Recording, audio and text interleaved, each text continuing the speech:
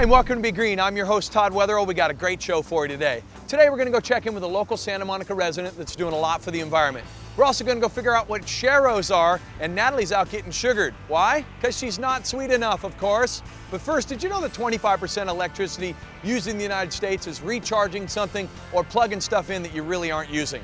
You know how you can make a significant impact on the environment? We'll show you right after we talk to Gina. We're standing here with Gina, who actually works for Sustainable Works for the city of Santa Monica. And you're bringing the stuff home, and you're actually doing it here in your life, putting your money through your mouth, if you will. Tell us what you're doing here at the house. Well, we're trying to do a lot of things. We started a few years ago doing a vegetable garden because we want to have local organic food. We don't use any pesticides and try to focus on planting things the girls like they love basil and peppers and tomatoes, so we try to plant that just to get them the idea of if you can't get to the farmer's market, you can do it local. We do a lot of other things. The girls don't. Way back, we started zero trash lunches where there's no trash created at the end of their lunch. We have little containers, and they get to kind of help us decide what they want to eat that day, so that we kind of make sure they're going to eat it and try to, give them some sweet treats and stuff, but also have some healthy vegetables in there and no trash at the end. Well, tell me a little bit more about what you do here in the home, stuff that maybe other folks can do that's fairly easy to be sustainable. Well, one of the things we really try to do is just shut off lights and shut off appliances when not in use, and that's something I kind of reiterate with the girls over and over. Most of our furnishings are vintage. We try not to buy new when we can. We try to buy used. We compost, so we try to really limit the stuff that goes into the landfill. So we compost, which then fertilizes our garden, which is really good. Tell me this, what does it mean for you to be able to go to work and help other folks, but then actually put that into play here? What's it mean to teach your kids that? I think that's so important, is teaching the kids, because I was lucky. I grew up in a household where my mom had a green thumb. She composted back in the 70s, when no one was doing it. She always was concerned about the chemicals we were putting in our body. So I kind of was brought up on that, and it's continued. And that's something I really want to set for our kids, because one of the things we teach in Sustainable Works is change your behavior. And it's one of the hardest things to do. But if you learn it when you're little, it's second nature, and you don't even think about, having to go backwards, because you've already grown up knowing what's the right thing to do. Now, I'm really interested in making one of the no-waste lunches. Can you do that for us today? Sure. Come on, let's go have some. Gina, part of the fun of this is that you get your whole family involved and you spend some extra time together. What are you going to send them for first? Well, we're going to make some lunches, and one of their favorite things is tomato, basil, and mozzarella sandwiches with balsamic vinegar and olive oil. Oh, yum. And some bell pepper. They love they call it dipping sauce, so they always get some dressing to dip the vegetables in. Right on. So that's what we're going to make. Right on. And what are we going to go get first? What I need from the garden is if there's a good bell pepper out there, girls, or some basil.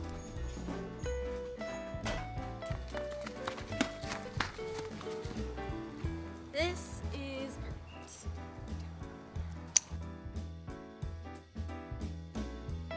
And what are we going to do first? First we saturate the bread with some olive oil. Here, Mom. Basil sauce. Okay. All right. You have to wash that. Thank you. So spread the oil a little bit around and some balsamic vinegar. So after the oil and vinegar?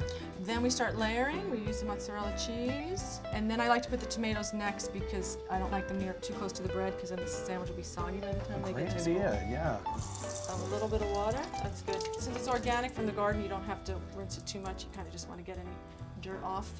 We layer that, and the more the better, in my opinion. And then we put the top on. And then I always slice it, because one sandwich is probably too big.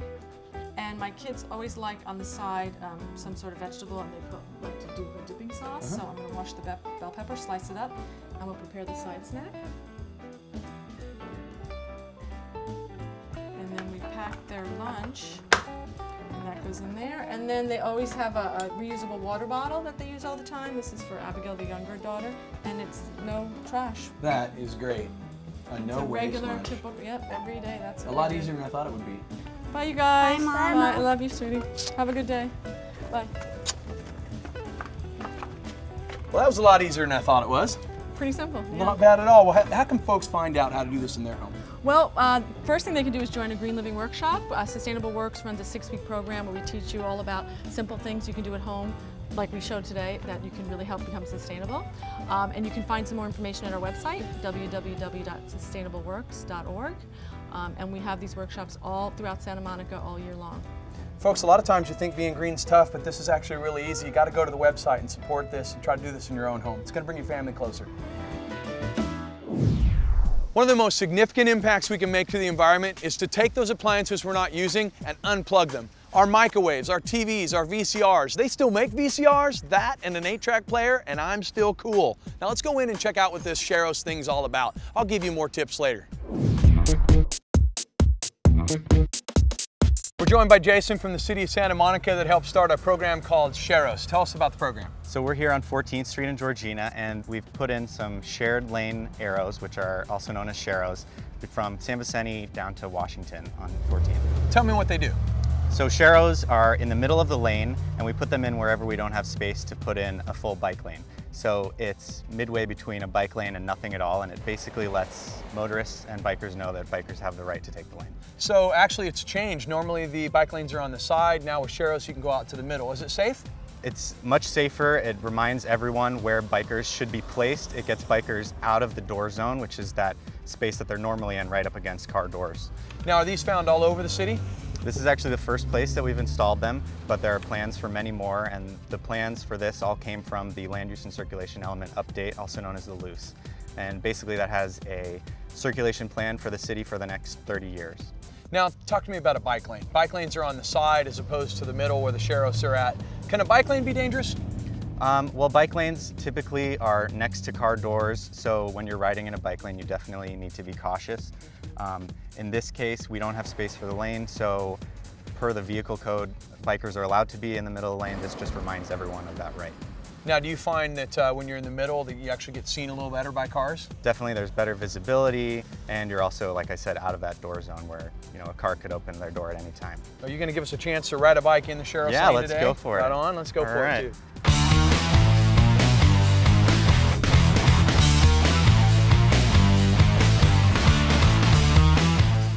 Jason, these really feel like brand new roads.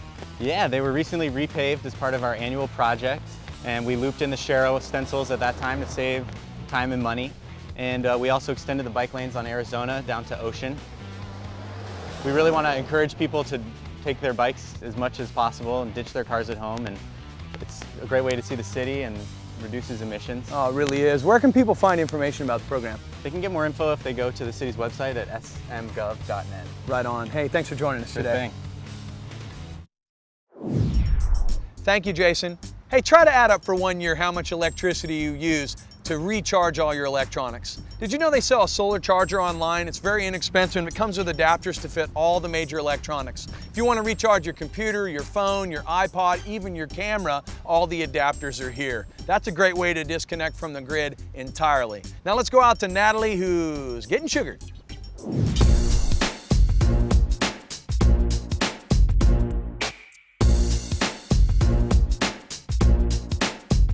Ooh, what's my hair color called? Let's see. Definitely not that one. Let's see. Nope, too red.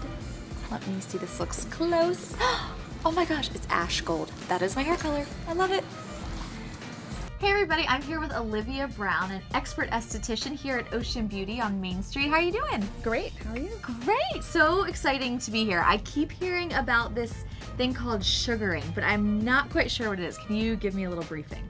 Body sugaring is a hair removal technique. It's actually thousands of years old, but we have refined it and come up with sort of a more modern way to apply it, so it's really hygienic, it's less painful, it's better for your skin, and it lasts longer than waxing. So it's really natural too, which is great for the environment. So what is it exactly, what's it made out of? It's literally just sugar, lemon, and water. Wow. It's just like taffy or caramel. So you said it lasts longer, it's less painful, which ladies and men, who doesn't want a less painful hair removal system, right?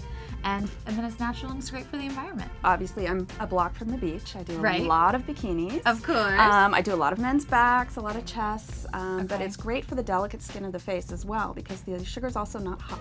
Oh, It's really? used in the hand, so it'll never burn you. You never have to worry about that, bright red, I just had my eyebrows done look that you get. Right, because they always tell you if you have a photo shoot or you're going somewhere, get it done a few days before, but with sugaring, You don't have to do you wouldn't that. have to.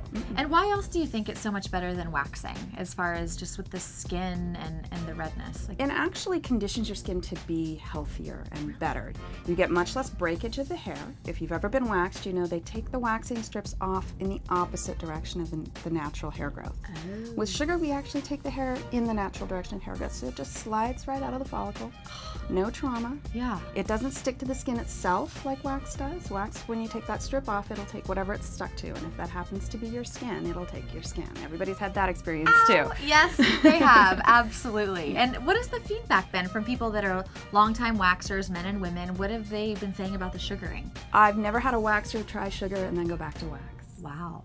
Okay, so I've never tried sugaring before. I'm really excited to do it. And so we're going to start with the legs, right? Yes, absolutely. Okay. Hop on up on the table here. You might want to slip your shoes off. Yeah, I might need to do that. I kind of grew out my leg hair. I am blonde, so it's not as bad. So obviously I have very light hair. Oh my gosh, I can't even believe that you're pulling out hair right now, because it just feels like not even a Band-Aid. Like Band-Aids sometimes when you rip them off hurt worse than that.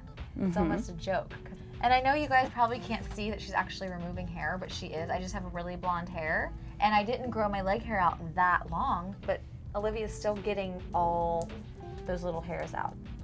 Look at all those tiny little hairs. Look at those, like they were not, that's totally underneath the skin. Yep. So I think we've got most of the leg hairs, but what about these pesky little toe hairs? Ah, you noticed them! I'm guilty as charged. I never shave my toes, and I do get toe hair. We all have these little hobbit toes, I swear. Look, she's cleaning me all up, so I'm nice and pretty again. So you also offer other services here, right? I do. I do organic facials, which are awesome. Yeah, because a lot of people think that the organic products don't really, make your wrinkles go away or help you with skin issues, right? They just think it's just some plant that you're putting on your face, but they actually really work. Everybody says, oh, it smells so good, but does it do anything? And actually, you can get really good clinical results with an organic line. Well, thank you so much. This has been You're so welcome. fun. I cannot believe how for coming in. painless that was.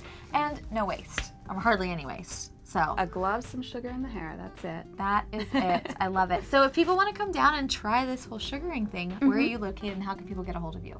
We're on Main Street. We're at 2909 Main Street inside of Ocean Beauty. Okay. And I have a website, oliviaorganicskincare.com. Wonderful. Come and check me out. Wonderful. Trust me, you guys will not regret this. Forget waxing. Mirror, mirror on the wall, who's the fairest of them all? What? Todd? He is definitely up to something. You know, Natalie, you forgot to show us the old mustache removal. Bet that one was a good shot. Hey guys, we had a lot of fun today. We learned some things, didn't we? Make sure you tune in next time. For Natalie Horton and Todd Weatherill, don't forget to be green.